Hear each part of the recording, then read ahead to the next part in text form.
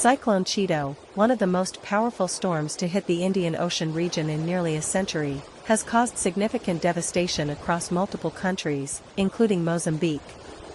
Impact on Mozambique. Landfall. On December 15, 2024, Cyclone Chido made landfall in Mozambique, bringing heavy rains, up to 250 millimeters in 24 hours, and strong winds, up to 120 kilometers per hour.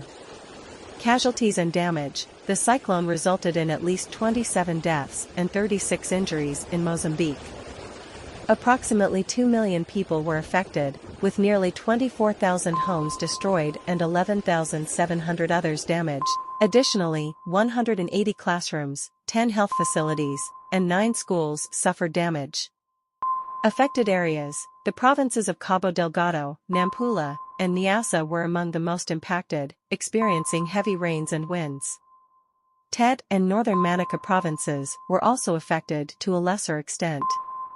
Infrastructure. In the city of Pemba, many homes, schools, and health facilities were destroyed, and communications were disrupted.